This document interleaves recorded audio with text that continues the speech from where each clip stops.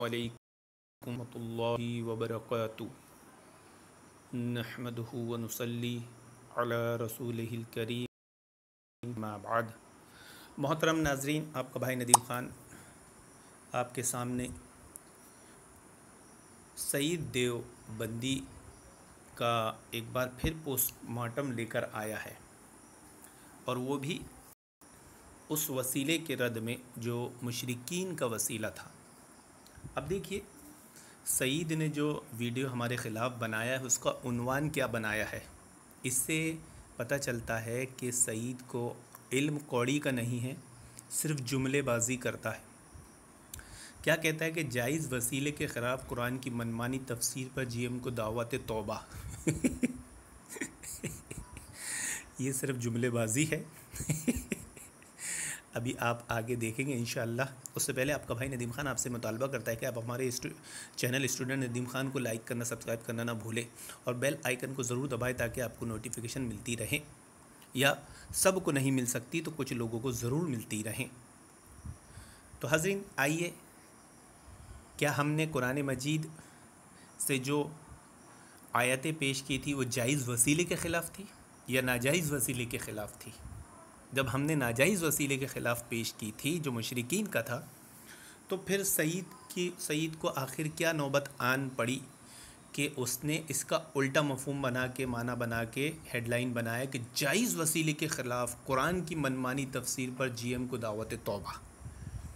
अब हमने तो आप देखेंगे जो आयतें पेश की थी वो नाजायज़ वसीले के ख़िलाफ़ की थी, तो अब ये साबित हो जाएगा नाजायज़ वसीले के मुशरिकीन मक्का और मुशरिकीन के वसीले के ख़िलाफ़ थी, तो फिर दावत तौबा किसके लिए होगी? सईद देव के लिए। लेकिन आइए, आप उसकी ऑडियो सुने और उसमें गौर करेंगे, देखेंगे तो आपको पता चलेगा ये इल्म से कोसों दूर हैं। यानी इनके और इल्म के दरमियान ज़मीन और आसमान का फ़र्क है। इल्म सुबह है तो ये रात है, वो भी अंधेरी। आइए सबात फरमाइए। हेडलाइन तो आप देख चुके हैं, आगे भी देखिए।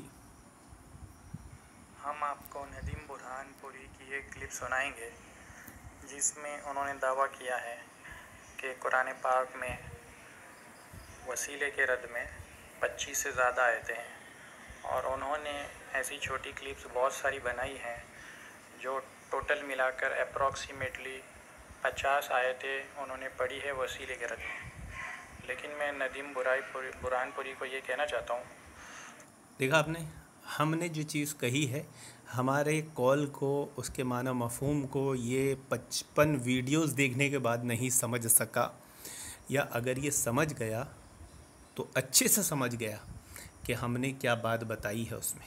तो इनकी अनपढ़ अवाम को धोखा देने के लिए कि नाजायज़ वसीला नहीं बल्कि जायज़ वसीले के ख़िलाफ़ नाऊज़ु बिल्लाह हमने कुरान की आयतें पेश की है, ऐसा हो सकता है क्या? बिल्कुल नहीं। बल्कि सईद जानता है कि हमने नाजायज़ वसीले के ख़िलाफ़ आयतें पेश की थी और 55 से भी ज़्यादा उसमें हो सकती है। हमने तो जो गिना था तो 55 पहुंच गई थी। उस बात का इल्ज़ामी जवाब था जो लोग बोलते कि 25 आयतें दो, 25 आयतें दो, 25 आयतें दो। तो हमने बोला ये लो 55 ले लो, और भी ज़्यादा हो सकती है। फिर हमने उस पर सिलसिला ख़त्म कर दिया। तो अब इनके जो बातिल हैं, जो मुशरिकीन मक्का, मुशरिकों के वसीले लगाते हैं, उनके मज़हब में हलचल मच गई, तंबू में घबराहट हो गई। तो बेचारे अपने बातिल मज़हब को बचाने के लिए क्या क्या हीले बहाने और तावील करने लगे, वो आप देख ही रहेंगे कि ये हेडलाइन उसकी एक मिसाल है। और अभी आगे आप सुनिए कि कुरान पाक की आयतों का माना, मफ़हूम, तशरीह, तफसीर जो है अपने तरफ से नहीं करना है, क्योंकि ये मुसल्लमा कायदा है, अल-किताब व सुन्नत अला फ़हमिही अस्सलफ़ी अस्सॉलिह। कुरान और क्या उसूल बयान किया सईद ने कि किताब व सुन्नत का माना मफ़हूम अपनी अक्ल से बयान नहीं करना है। तो जब हमने कुरान की 55 आयतें उस वसीले के ख़िलाफ़, यानी नाजायज़ वसीले के ख़िलाफ़ जो मुशरिकीन मक्का का था, मुशरिकों का था, पेश किया है, तो सईद ने उसके बरख़िलाफ़ ये उन्वान क्यों बनाया? अपनी फ़हम और समझ से, सलफ़ की फ़हम और समझ से नहीं बनाया। इस उसूल की इसने यहीं खुद धज्जियाँ उड़ा दी है कि जो आयतें हमने पेश की है उसको इसने सलफ़ के फ़हम से नहीं समझा, बल्कि अपनी अक्ल से समझा और अपनी अक्ल से समझने के बाद रॉकेट साइंस लगाया और फिर उसको नाजायज़ वसीले से बदल कर जायज़ वसीला बना दिया। अब भला बताएं, मुशरिकीन के वसीले को जो जायज़ वसीला कहे तो उसके ख़ुद के मुशरिक होने में कोई शक है? सईद देवबंदी के मुशरिक होने में कोई शक है? अगर सईद देवबंदी के मुशरिक होने में कोई शक करेगा तो वो भी मुशरिक हो जाएगा। आइए सुनिए। सुन्नत को हम असलाफ के फ़हम से समझते हैं, तो मैं नदीम भाई से गुजारिश करूँगा ज़रा उन मुफस्सिरीन अहले सुन्नत वल जमात के उनका नाम बता दो जिन्होंने 50 आयतों का माना मफ़हूम तशरीह तफसीर में ये लिखा हो कि इससे इस उम्मत के मुसलमान जो वसीला से दुआ करते हैं उसका रद्द होता है। ये मुझे अहले सुन्नत वल जमात के ज़्यादा नहीं, सिर्फ़ 10 मुफस्सिरीन के नाम बता दें जिन्होंने, चलो 50 भी नहीं, 25 आयतें जिसकी तफसीर में वसीले का रद्द हो, मुफस्सिरीन अहले सुन्नत वल जमात के हो, सिर्फ़ 10 मुफस्सिर, ज़्यादा भी नहीं चाहिए। मैं उनको दावत दूँगा कि वो पेश कर दें। कुरान पाक की आयतों का माना हम मुफस्सिरीन से समझेंगे, इनसे नहीं। अगर मुफस्सिरीन पेश नहीं कर सकते तो मैं उन्हें दावत देता हूँ कि वो तौबा करें। क्यों तौबा करें, उसकी वजह मैं आपको इंशाअल्लाह हदीस से दिखाता हूँ। ये रही हदीस तिरमिज़ी शरीफ की, हदीस नंबर 2950, ये आप सुन लें। अब्दुल्ला बिन अब्बास रज़ी अल्लाह अन्हुमा कहते हैं कि रसूल अल्लाह सल्लल्लाहु अलैहि वसल्लम ने फरमाया, जिसने बग़ैर इल्म के यानी बग़ैर समझे बूझे कुरान की तफसीर की तो वो अपना ठिकाना जहन्नम में बना ले। इसके बाद मुझे नहीं लगता है कि मुझे और कुछ एक्सप्लेन करने की ज़रूरत है। मैं सिर्फ चाहूँगा कि नदीम भाई तौबा करें। या देखा आपने, इन्होंने एक हदीस सुनाई कि जिसने कुरान का माना मफ़हूम अपनी समझ से बयान किया वो अपना ठिकाना जहन्नम में बना ले। तो अब ये उसूल तो ख़ुद सईद देवबंदी पे लौट आएगा कि इन्होंने जो सवाल हमारे ज़िम्मे बाना है कि वो 50 आयतें दिखा दे या 25 दिखा दे जिसकी तफसीर मुफस्सिरीन ने वसीले के रद में की हो, है ना। तो सवाल तो ये आएगा कि आपको किसने कहा कि इन आयतों की तफसीर मुफस्सिरीन ने वसीले के रद में नहीं की है? आपने कहाँ पढ़ लिए? कौन से सलफ़ ने ये बात कही है? कौन से कुरान हदीस की आपने आयत पढ़ी और उसकी तशरीह पढ़कर आपने ये बात को समझा है? और अगर नहीं तो आपने कुरान और हदीस की मनमानी तफसीर कर ली है। अब इस हदीस की ज़द में आप ख़ुद आ गए हैं और अपना ठिकाना जहन्नम में बना लिए हैं। अब आइए हम इनके सवालात के जवाब देते हैं। और आपको सबसे पहले एक चीज़ बताते हैं कि असल में वसीले के मौजू पर वसीले के ताल्लुक़ से मुकम्मल मौक़िफ़ ही समझने नहीं दिया जाता या समझते नहीं हैं कि आखिर ये मसला है क्या।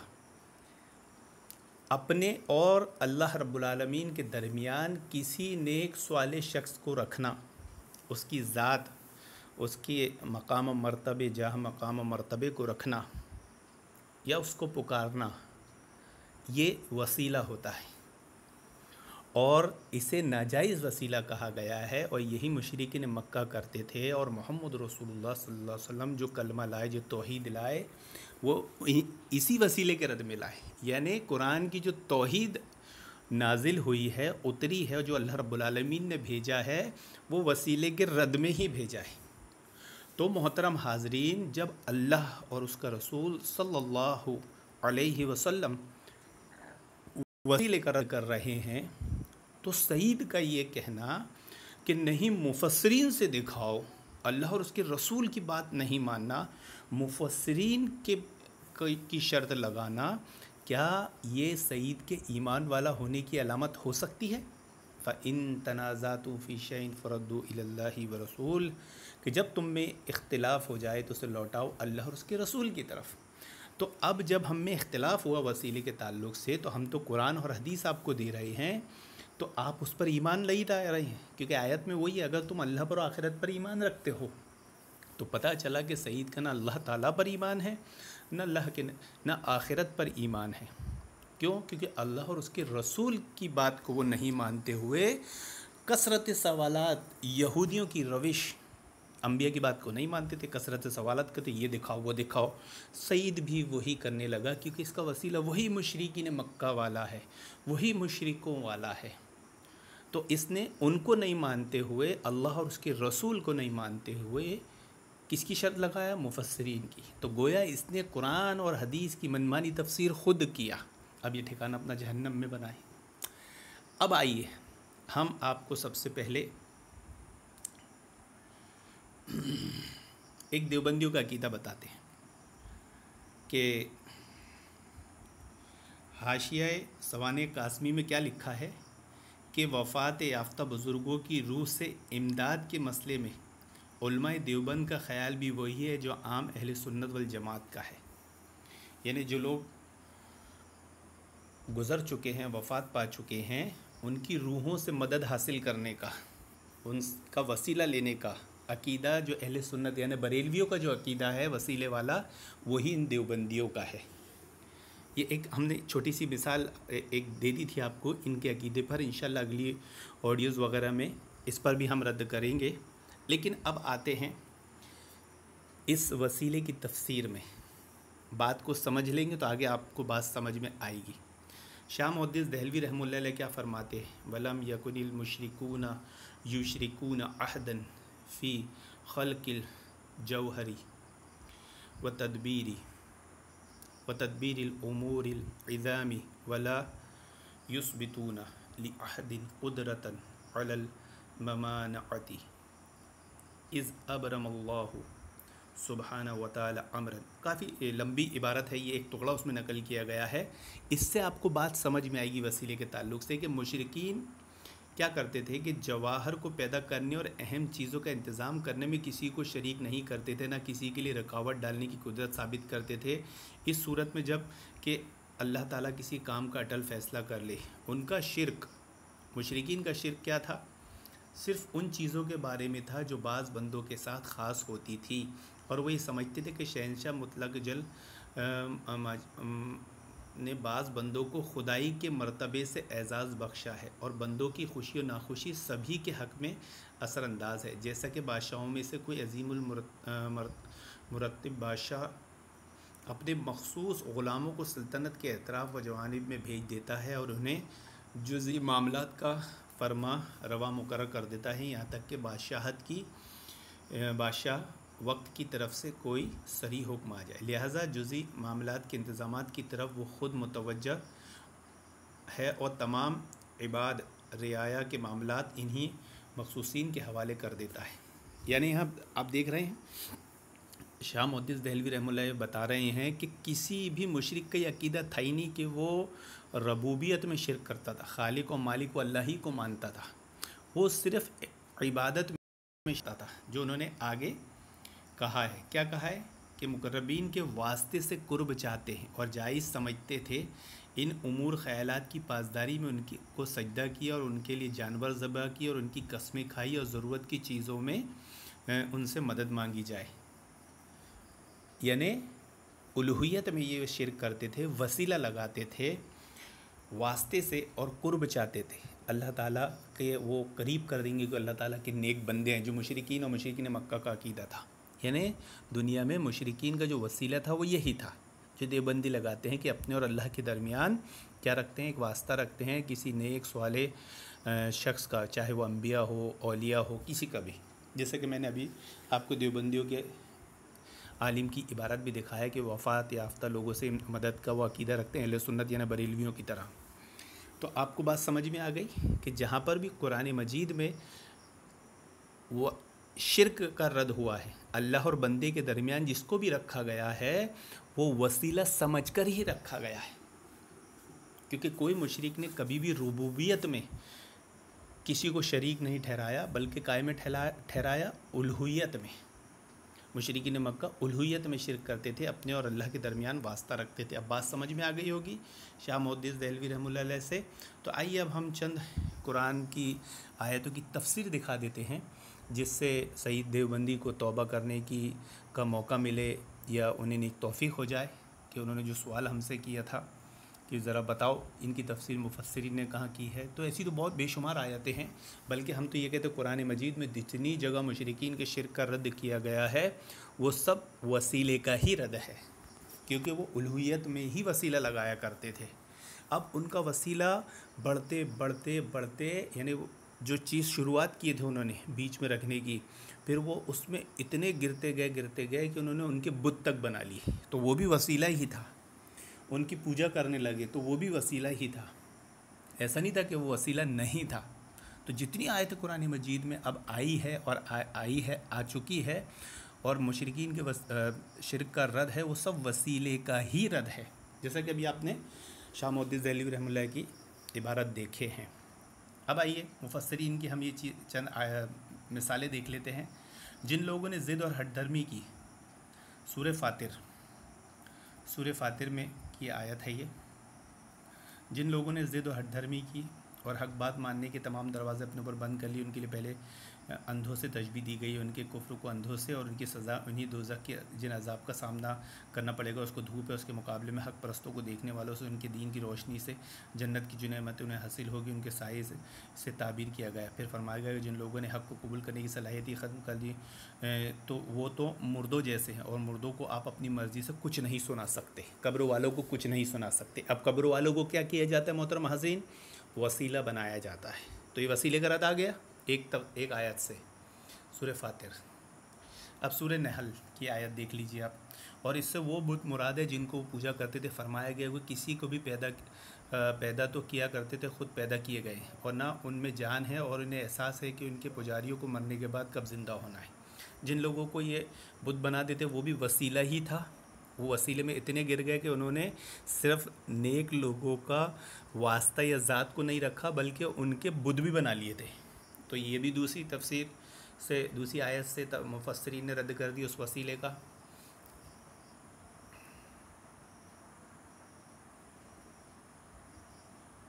आइए और आयतें हैं ताकि हम सही देवबंदी से झूठों को उनके घर तक छोड़ के आए, और वो कल को ये बोल ना सके कि अहले हदीस ने हमको इल्मी धुलाई, इल्मी जूता नहीं मारा था। अब सूरतुल मोमिन में देखिए, मुशरिकीन अरब आम तौर से अकीदा रखते थे कि ये कायनात अल्लाह ताला ही की पैदा की हुई है। देखिए हमने जो बात कही कि मुशरिकीन क्या अकीदा रखते थे, खालिक अल्लाह रब्बुल आलमीन ही है, उसमें वो शिरक नहीं करते, लेकिन उन्होंने कुछ देवता गढ़ के उनके बुत बना लिए थे। वो काई में वो करते थे, उल्हियत में वास्ता बीच में रखते थे जो अल्लाह ताला के नेक बंदे होते थे उनका। अब उनका शिरक इतना बढ़ता गया कि उन्होंने उस वसीले को बुत की शक्ल दे दी। ये तीसरे मुफस्सिर से तीसरी आयत से रद्द हो गया। चौथा देखिए सूरह आराफ की आयत है कि शाम के दरमियान के इलाके में आबादी जिसकी वक्त हजर कहा जाता है, और इससे और आजकल इसे मदाइन सालेह कहते हैं, और आज भी उनके घरों और महलात के खंडर मौजूद है। पहाड़ों से तराशी हुई इमारतों के आसार जिनकी ज़िक्र आयत नंबर 74 में आज भी वहाँ देखे जा सकते हैं। अरब मुशरिकीन जब तिजारती सफ़र पर शाम जाते हैं, खंडर एक निशानी इबरत के तौर पर उनके रास्ते पर पड़े थे। कुरान करीम ने कई मौक़ात पर इनकी तरफ तवज्जो दिलाई है। कौम में रफ्ता रफ्ता बुत परस्ती की बीमारी पैदा हो गई। बुत परस्ती की बीमारी कहाँ से पैदा हुई थी? वसीले से। अपने और अल्लाह ताला के दरमियान नेक सालिहीन का वास्ता, ज़ात, मकाम और मर्तबे को रखने के बाद ये बीमारी धीरे धीरे बढ़ते बढ़ते कहाँ पहुँच जाती है कि फिर उनके बुत बन जाते हैं, उनकी दरगाहें बन जाती हैं, उनके मंदिर बन जाते हैं। ये 5वीं आयत सूरह आराफ की कि इसराइली रवायत के मुताबिक नूह अलैहिस्सलाम की पैदाइश हज़रत अलैहिस्सलाम की वफ़ात के बाद 1000 साल से कुछ ज़्यादा फासले हुई, लेकिन मुहक्किक़ीन उलमा ने इन रवायत को मुस्तनद नहीं समझा कि फ़ासला यकीनी इल्म हासिल करने का कोई रास्ता नहीं। अलबत्ता इतनी बात कुरान कहीं वाज़ेह है कि इस तवील अरसे के दौरान बुत परस्ती का रिवाज बढ़ गया। कौन सा रिवाज बढ़ा? वही वसीले के ज़रिए क्या बढ़ा? बुत परस्ती का रिवाज। 6 हो गई। कौन? अब ये सूरह नूह देखिए, ये इन सब बुतों के नाम है जिनको हज़रत नूह अलैहिस्सलाम की कौम पूजा करती थी। अब नूह अलैहिस्सलाम की कौम में जो शिरक शुरू हुआ था वो कैसे हुआ था? वो लोग कौन थे? वो नेक सालिहीन लोग थे, उनकी शानों में गुलू किया, फिर वो गुलू इतना बढ़ता गया वसीले का कि वो बुत बन गए। आइए ये 8वीं आयत देख लेते हैं। कुफ़ार मक्का हज़रत सल्लल्लाहु अलैहि वसल्लम को डराया करते थे, आप हमारे देवताओं के बारे में ऐसी बातें क्यों कहते हैं? उनमें से कुछ भी ताकत नहीं, इसकी वजह से हमारे देवता आपको सज़ा देंगे। अब मुशरिकीन मक्का अल्लाह के नबी को क्या कहते थे कि भाई तुम कहते हो एक ही अल्लाह की इबादत करो, और हमारे सारे जिनकी हम इबादत करते हैं उनको सबको हटा दो। ये अल्लाह के नबी सल्लल्लाहु अलैहि वसल्लम इनके वसीले का रद्द करने आए थे। तो इन 9वीं आयत हो गई। सूरह सबा में देखिए मुशरिकीन के मुख्तलिफ़ अक़ीदों की तरदीद की गई। इनमें से बाज़ मुशरिकीन तो वो थे कि वो अपने तराशे हुए बुतों ही को अपना खुदा मान लेते थे। ये एक 10वीं आयत हो गई। फिर इधर आप 11वीं आयत बनी इसराइल की देख लीजिए। इससे मुराद बुत नहीं बल्कि वो फरिश्ते जिन्नात है जिनको मुशरिकीन अरब खुदाई का दर्जा दिया करते थे। मतलब ये कि ये खुदा तो क्या होते, ख़ुद अल्लाह ताला की मखलूक है और उनके तकर्रुब के रास्ते ढूंढा करते थे। जैसे हमने बताया क्या करते थे, नेक स्वालिहीन फरिश्ते, अम्बिया, औलिया, जिनों या वो मखलूक जो गुनाह नहीं करती, पेड़ पौधे, इनको वसीला बनाया करते थे। काई के लिए बनाते थे? वसीले का मतलब क्या होता था? अल्लाह ताला का कुर्ब हासिल करना, कि वो अल्लाह ताला के उनको करीब कर दे। ये 10वीं या 11वीं आयत हो गई जिसकी तफसीर हमने बताई। तो मोहतरम हाज़रीन, बताने का जो मकसूद था, इन्होंने हमको चैलेंज किया 10 पेश करो। हमने अल्हम्दुलिल्लाह 10 से ज़्यादा पेश कर दिए, और भी पेश कर सकते हैं, और हमने पेश कर दिए हैं इस कायदे के एतबार से कि कुरान में जितनी आयतें मुशरिकीन के शिर्क के रद्द में आई है, असल में वो मुशरिकीन के मक्का के वसीले के रद्द में आई है। फिर आप समझ लीजिए, अपने और अल्लाह के दरमियान किसी की ज़ात, मकाम और मर्तबे का वास्ता रखना, चाहे वह नेक स्वालिया औलिया हो, अम्बिया हो, फरिश्ते हो, जिन हो या ऐसी मखलूक हो जो गुनाह नहीं करती, ये सब शिर्क है और ये वसीला ही था। अब इस वसीले बुराइयाँ पैदा होती जाती, तो इतनी बुराई बढ़ जाती है कि पहले आदमी से उनकी ज़ात सदका तो फैल गई, वसीला लेता था या लेता है, जैसे देवबंदी लेते हैं, फिर वो उसमें इतना गिरता है कि कब्रों को सजदा करने लग जाता है या उनकी मूर्तियाँ बनाकर उनको पूजा करने लग जाता है। तो वो होता वसीला ही है, समझे? तो उम्मीद करता हूँ कि सईद देवबंदी इन दलाइल को देखने के बाद तौबा करेंगे और नाजायज़ वसीले को जायज़ वसीला बनाने की हरगिज़ कोशिश नहीं करेंगे, वरना उन्हें दायरा इस्लाम से निकलने के नवाक़िस से इस्लाम के उसूल नहीं मालूम है कि जो मुशरिक के शिर्क में शक करे वो भी काफिर है, जो किसी काफिर के कुफ्र में शक करे वो भी काफिर है, जो किसी मुशरिक को काफिर ना समझे वो भी काफिर है।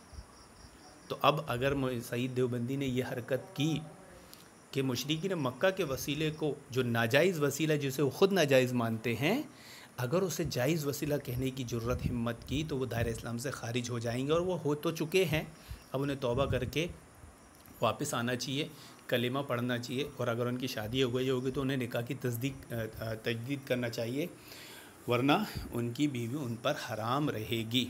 अल्लाह रब्बुल आलमीन से दुआ कि अल्लाह रब्बुल आलमीन ऐसे गुमराह करने वाले झोला छाप खा घूम जमात के लोगों से उम्मत मुस्लिमा की हिफाजत फरमाए। आमीन या रब्बल आलमीन।